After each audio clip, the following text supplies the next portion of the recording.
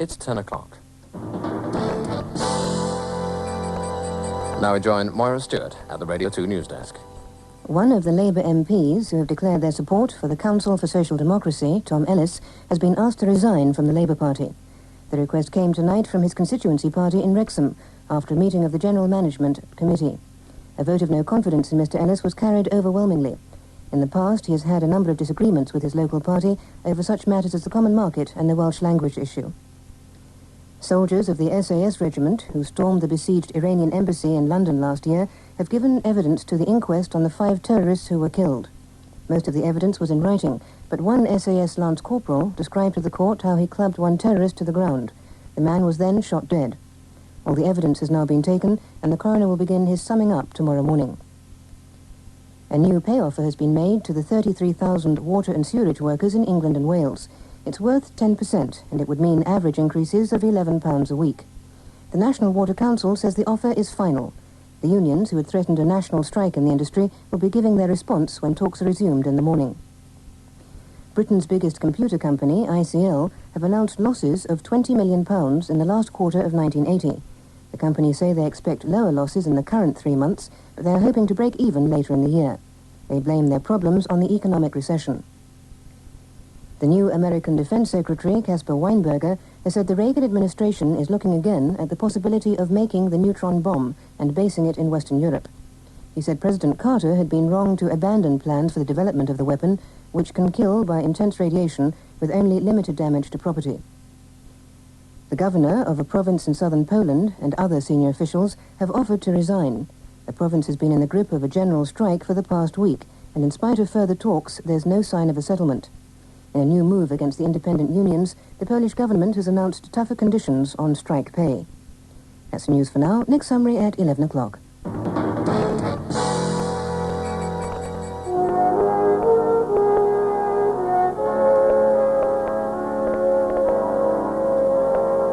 You're in tune with Radio 2.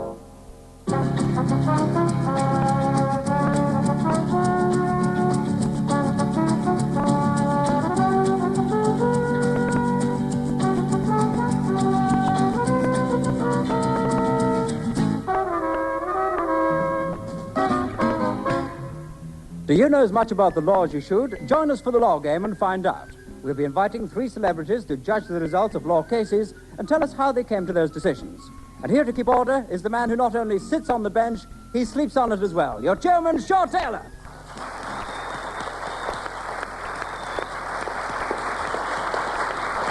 Thank you very much indeed, ladies and gentlemen. A very good evening to you. Now, in the law game, we dramatise fictitious cases based on real ones that dealt with the same points of law. The parts are played by our multi-talented repertory company over here, who will act out each scene until they hear this bell. And that is the signal for me to challenge our panellists to say who won the case and why they won it. I'm also going to ask them to back their decisions by betting up to 50 points on them. Now, if they choose the right side, I'll award them the number of points they bet, and if they give me the right reason, they'll give them odds of 2 to 1. Now, court procedure is never strictly adhered to on this programme because we want to speed things up, get in as many cases as we can. And I see facing me tonight a brand new panel. They are Lance Percival, Liza Goddard, and John Junkin.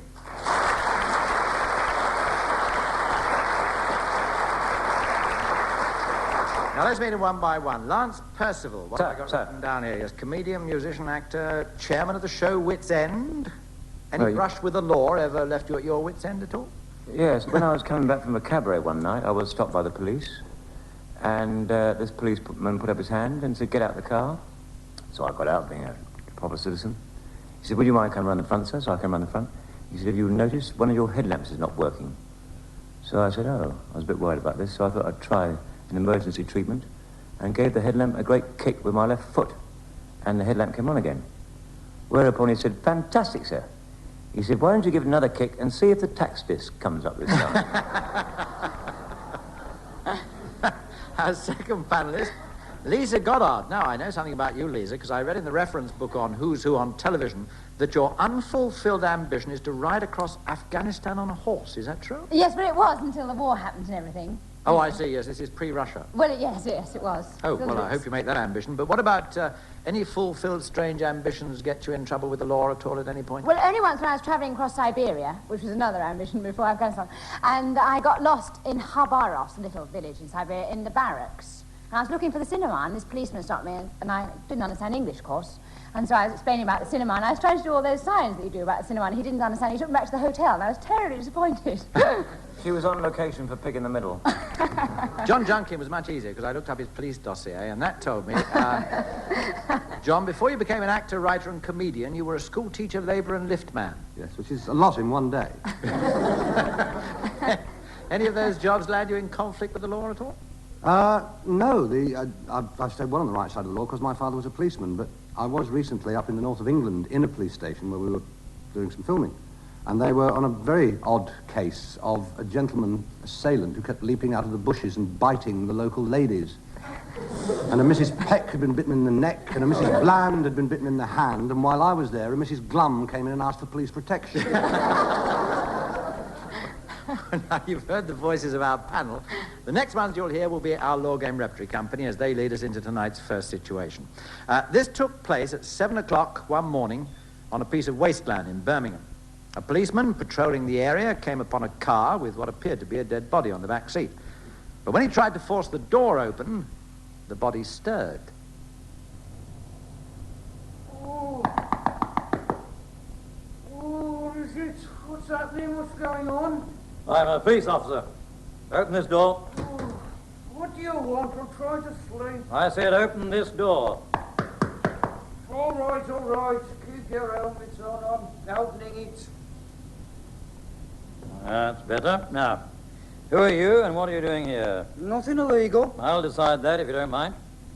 Let's have your name to start with. Alan, Benny Allen, and before you ask now, this isn't my car. I see. But I do have permission to use it. Do you now? I shall check on that. Who owns the vehicle then, and how do you come to be sleeping in it on public wasteland? Belongs to a mate of mine, Harry Billings. He's letting me use it as a temporary home till I get myself sorted out. My wife's kicked me out because I came home dead drunk last Tuesday night. So you've been sleeping in the car since Tuesday? At night, yes. I'm not harming anybody. Just minding my own sweet business. There's nothing against the law in that, is there? Possibly not.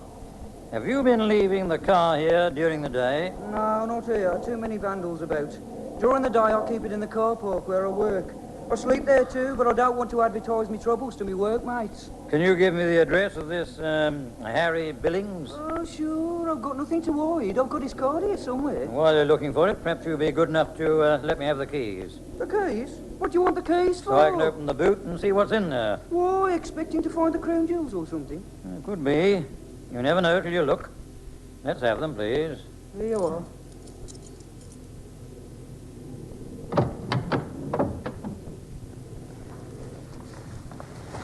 Hello? What's this, then? Me change of clothes and toothbrush and stuff. I mean under those. There's tools in here.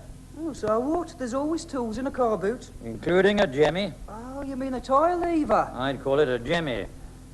As used in housebreaking. Along with some of these other tools here. Looks like I'm going to have to charge you with being found in possession of housebreaking implements in contravention of the Theft Act. But that's ridiculous. Look, I know a little bit about the law. What if they are burglars' tools? A bloke's allowed to have any of these on his own premises. You mean he's allowed to have them at his place of abode? Yeah, that's right. Well, this car is my place of abode and has been for the past 5 days. I can get Harry Billings to back me up in that.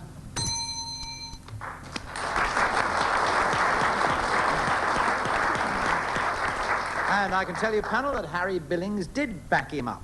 So could he have been found guilty under the Theft Act? Now, obviously, you don't know the wording of the Act, so let me give you the important part of the Act that applies to this. And it says, a person shall be guilty of an offence if, when not at his place of abode, he has with him any article for use in the course of or in connection with any burglary, theft, or cheat. So what happened to Benny? Was he found guilty or not guilty? What do you think, Lance Percival? Well, I know Harry Billings, and he didn't mention this at all. I'm interested in the fact that the car moves, and that at night the car's on the wasteland, and in the daytime it's in the car park of the place he works, I believe. Right. Which means it's an unfixed abode. Ah.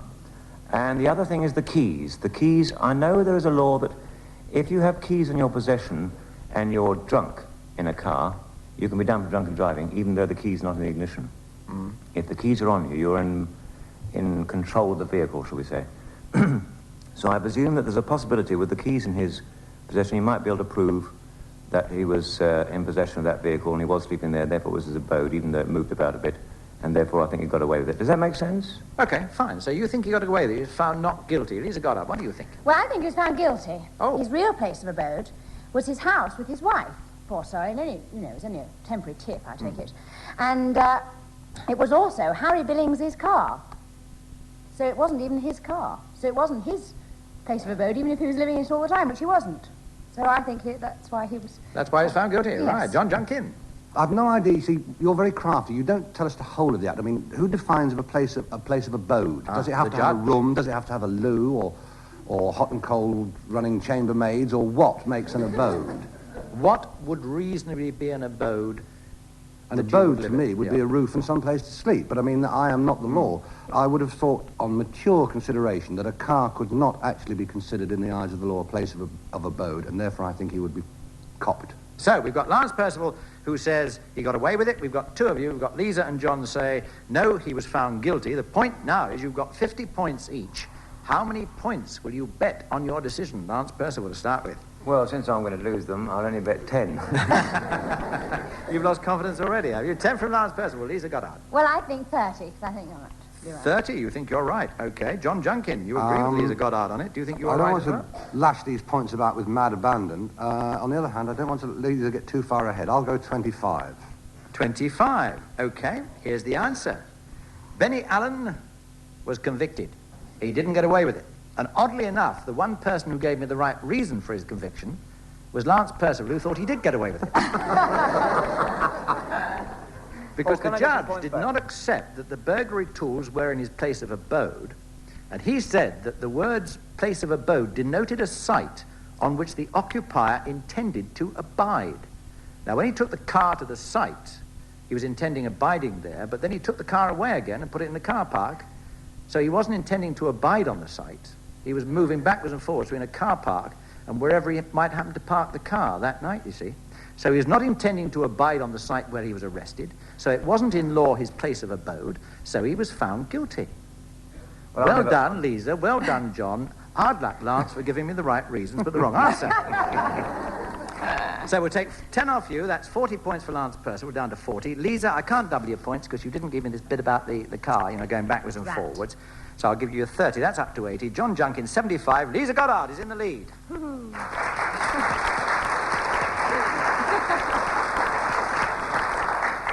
Second case tonight takes place in a court. It concerns a Mr. Jordan who imported a large quantity of reproductions, that's reprints, of paintings and drawings by contemporary Dutch, German and Belgian artists. He was selling them at £5 each, when Mr. Hoylbrook from an organisation called the International Artist Copyright Protection Society brought him to court.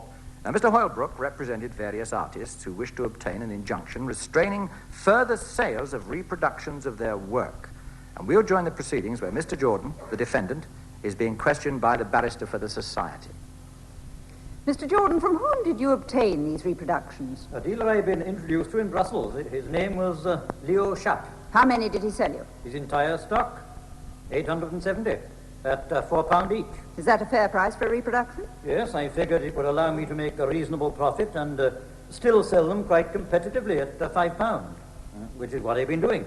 Your deal with Leo Schaap, did you have a written contract or agreement? I have an official receipt, if that's what you mean. Does it in any way specify what rights you have with regard to the goods you bought? No, it's just a normal receipt listing the quantities and titles of the reproductions and the price I paid for them. With no mention of the entitlement of copyright of the artists whose work was involved? No.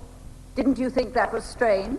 No, not at all. I assumed that Mr. Schaap had dealt with the artists, and these costs were included in the price he quoted to me. But he never told you that they were, and you never thought to ask him. Well, I couldn't see it would apply. It's common practice, or so I have thought, for the person who manufactures the copies of the artist's work to pay the royalties, where they apply. He then includes these royalties in his asking price for the copies. So your line of reasoning is that since you were merely the seller, not the manufacturer, you should be exempt from paying royalties? Yes. Now, when Mr. Heilbrook called on you and demanded a royalty fee for his clients' reproductions of whose work he was selling, what did you do? I referred him to Leo Sharp in Brussels. Who had already referred him to you, saying that your £4 to him did not include a royalty payment to the artists. Now, did Mr. Heilbrook not only tell you, but also put it in writing, that unless you agreed to pay the 50p royalty, you were prohibited by his society from selling any further reproductions? Yes, he did. But you chose to ignore that. Now, why? For two reasons. Firstly, I felt I had proper title to the goods, having purchased them in good faith. And secondly, I had a considerable investment, which I needed to recoup as soon as possible. So despite Mr. Heilbrook's warning, you continued to sell the items and take all the profit for yourself. Thank you, Mr. Jordan. I have no further questions. I have, my lord. Just two more questions from my client before he stands down. Mr. Jordan, when you were approached by Mr. Heilbrook, was he able to show you proof of any personal entitlement to the copyrights of any of the works concerned? All he showed me were his credentials as a representative of the International Artist Copyright Protection Society. And was it your understanding that he was to make some profit from the royalties himself? Oh, I don't know about him personally, but his society was charging its clients 10% of all royalties it managed to collect on their behalf. The very point I was trying to make. Neither Mr. Heilbrook nor his society were the actual copyright owners of the works. They were merely agents trying to secure for themselves some extra commission. So I would respectfully submit to the court that their rights are not being interfered with, and they therefore have insufficient grounds for claiming an injunction. This case should be dismissed with costs awarded to my client.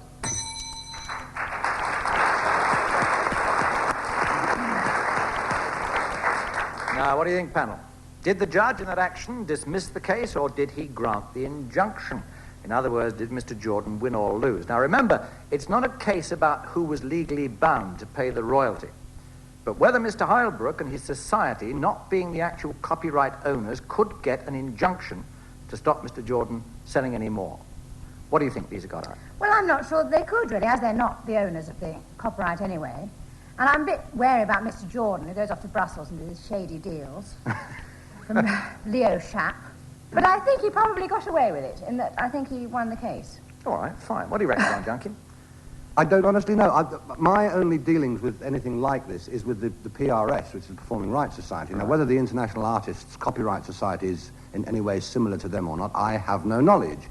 If they are, then I think he got clobbered, because these societies generally tend to have the law sewn up about 111%.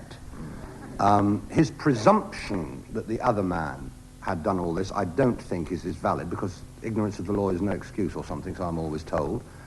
No, I would have said that the case would have stood up.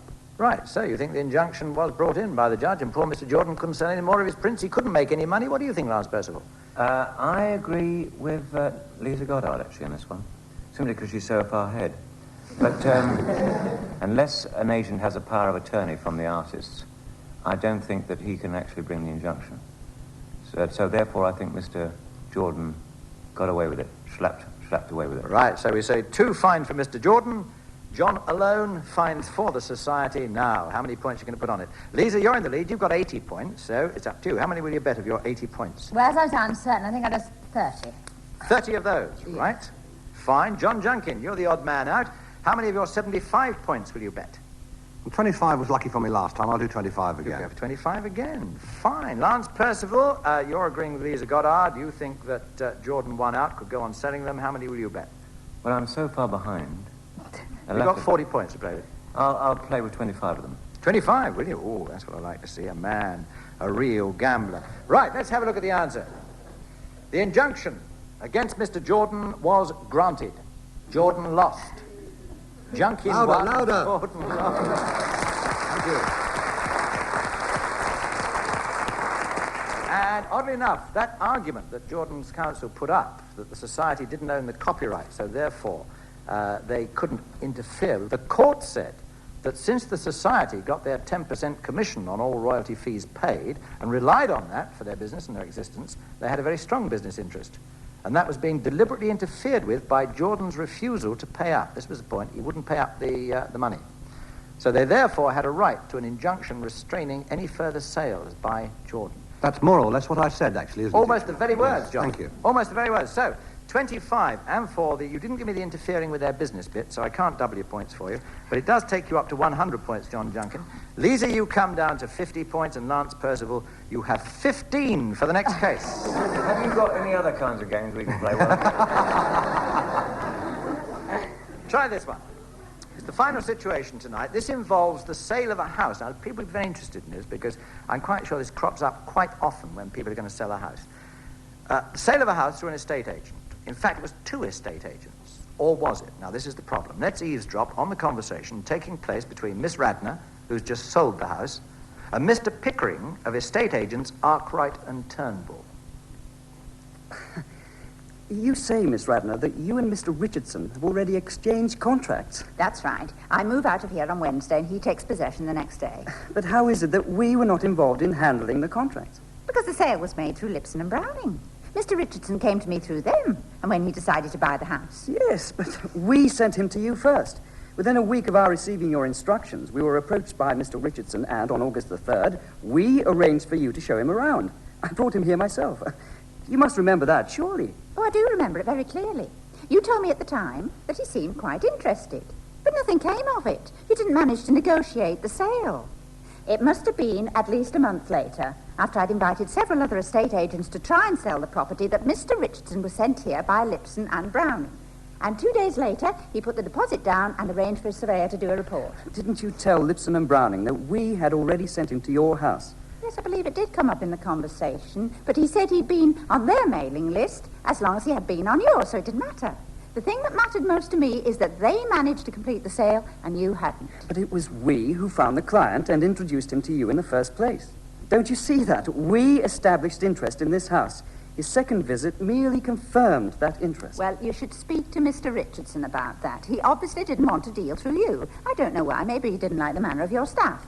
But whatever the reason, both you and Lipson and Browning were given the opportunity to sell the house for me. They did it first, and that's all there is to it. I'm sorry, Miss Radnor, but that's not all there is to it. As I see it, we introduced you to the purchaser, and therefore the commission, a not inconsiderable sum of £800, is due to us. Well, you'd better take that up with Lipson and Browning, because I have a bill from them for the £800. That is your affair. Our dealings were with you, not them. You sold to our client, and you must accordingly pay us the full commission. I tell you what.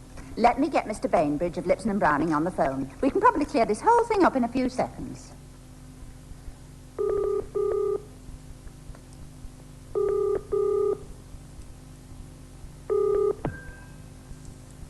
Lipson and Browning. Is that Mr. Bainbridge? Yes, speaking. Ah, Mr. Bainbridge, this is Helen Radnor. It's about your bill for £800. The standard amount for a house at that price. I did tell you what our charge would be, Miss Radnor. Well, I'm not querying the amount. It's just that I'm not sure who it's supposed to be paid to. You see, I have Mr. Pickering here of Arkwright and Turnbull, and as you know, they sent Mr. Richardson to me a month before you did. And they had that month in which to complete the sale. If they failed, that's their misfortune. We made the sale for you. He was their client first. Look, to save a lot of problems, Mr. Bainbridge, why don't we agree to split the fee, and I'll pay you £400 each? Impossible. Richardson was out. Sorry, we're not having that. The whole commission is owed to us. Well, what do I do, then? I can't pay you both. It's up to you, Miss Radnor. All I can say is that unless we get the full £800 for our work, we shall have no alternative but to sue you for it. You sue me? And that's our position, too, I'm afraid. £800 or we sue. I see. Well, I don't object to paying one of you the £800, so I think the best thing I can do is let you both sue me.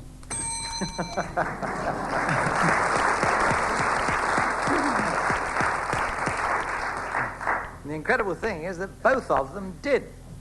Both of them sued her for £800. Now, who won or who lost the case? John Junkin, you first. I always assume in such matters that unless you sign some sort of a contract, I would have thought it's a debt of honor. If an agent who is not my agent gets me a job, I don't think I am legally bound to pay him a percentage of my earnings unless I have signed a contract stipulating that he is entitled to that. Now, I would have thought this case depended entirely on whether the lady had actually signed anything with either of those two people. If she hadn't signed anything, I would have thought she was free and clear to pay only the firm who'd come through. So you would go for Lipson and Browning, the second firm, the one who concluded the deal? Yes, I would. All right, fair enough. Now, Lance Percival. First of all, for those people who are worried about buying a house, would you please note not to deal at all with Lipson and Browning or Arkwright and Turnbull. Mr. Bainbridge, who, by the way, takes an awful long time to answer the phone, he made a point about a month, the fact that he had a month. Now, that I think is an important point. And if at this time I've got the wrong answer, but the right reason, I do want a couple of points back.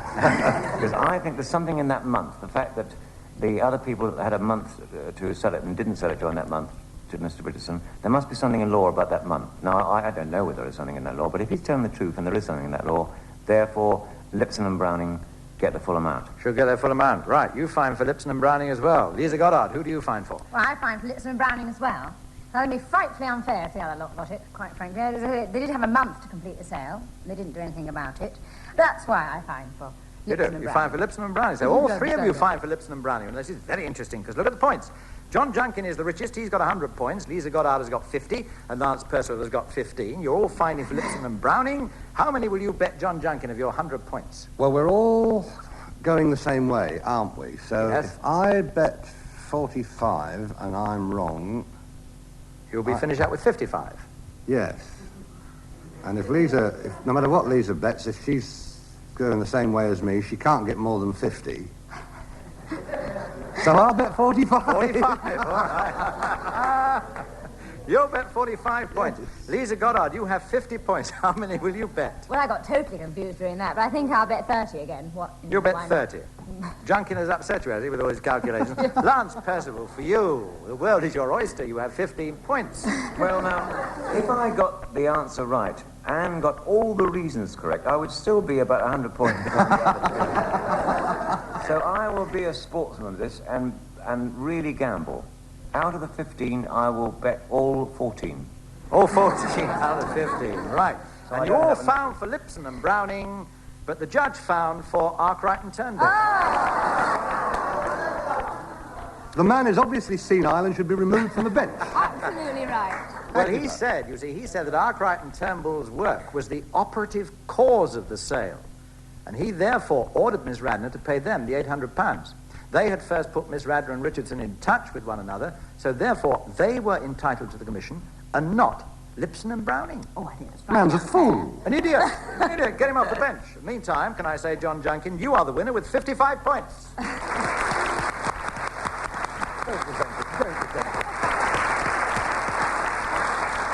Liza Goddard comes a very close second with 20 points.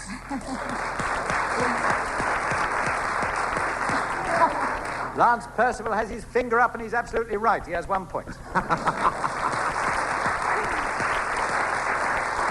But I thought you were all so good, I'll ask you back next week. Well, that's all the cases we have time for tonight, but don't rush and put the kettle on yet, because I just want to give you some brief details on one of the cases we'll deal with next week. It concerns a lady who saw a car she liked at an auction, where it failed to reach its reserve price and wasn't sold. She later bought it privately from the owner, and soon after that it fell to pieces. Now, was the lady still covered by the terms of the auction sale where she first made the offer for it? Think about that one. Then come back next week and see if you were right. Until then, let me just say goodnight on behalf of tonight's panel of Lance Percival, Liza Goddard and John Junkin, our Law Game Repertory Company of David Bradshaw, Frank Shelley and Jenny Goosens, deviser and writer Brad Ashton, legal advisor Doug Cracknell, producer Paul Mayhew, Archer and me, Shaw Taylor. Bye-bye.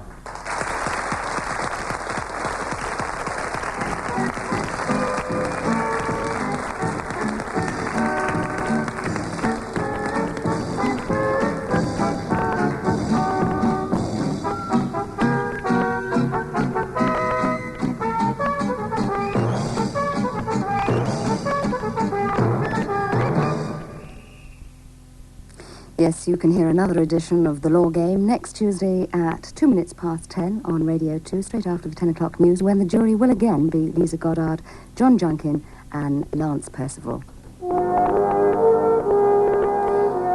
It's 10:30 and you're in tune with Radio 2.